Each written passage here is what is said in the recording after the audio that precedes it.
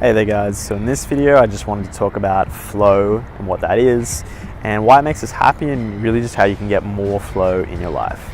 So really simply, flow is just defined as the optimal experience by positive psychologists. The really easy way to think about that is if you can imagine some time when you've been doing something you really enjoy doing, whether it's sports or painting or playing video games, and think about a time when you started off early in the day or whatever time, but before you knew it, you just spent 5 hours doing this thing, and you kind of come out of it and you're like, what the hell, where did all that time go? But you don't feel upset about it. You had so much fun doing it that you're not really worried about all that lost time. And that is what we call a flow experience. It's just when you're doing something that you get lost in the work, you get lost in the fun of doing it. And most commonly people experience this in surfing and snowboarding and other extreme sports. Why does this make us happy? According to Martin Seligman, and through all his research, if we have more flow in our lives, we feel happier. That's part of well-being as a whole. We need to have flow and engagement.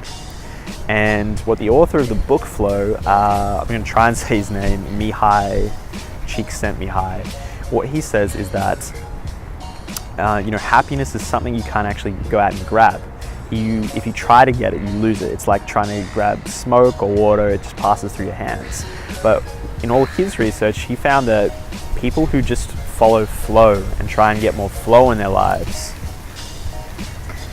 happiness just seems to follow as a result of doing that. So rather than us trying to focus on happiness, we can focus on getting more flow in our lives. That's what he suggests. And how you can actually do this is to just look for a couple of things. Basically, a flow experience is where you really have to push yourself and you need to find some task where you can develop skill. But there are 3 things you can focus on. The first one is that the task has to have clear goals. So maybe you were trying to paint this landscape and you're looking at this beautiful landscape and your task is to recreate it. You have a clear goal. You're trying to make the pictures match.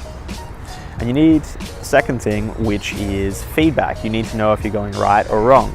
And you can see that when you're painting. If you make the wrong stroke or you make a mistake, you can see, I'm not on the right track here. And the final thing you need is a match between your challenge and skill. So you want the task to be really challenging, but you want to have just enough skill that you can actually do it. And if the task is too challenging and you don't have enough skill, you're just going to feel anxious, and that's not going to produce flow. And you don't want it the other way around, where the task is really easy and you have way too much skill, because then you're just going to get bored and that won't experience flow either. So it's this nice balance of something really difficult and you have just enough skill to match it. That's what produces flow. And if you can challenge yourself in your day-to-day life, just try to focus in on tasks and push yourself, you can get more flow in your life. That's it for me. This is James from Mind Unlimited. Thank you for watching. I really do hope this helps out. Catch you next time.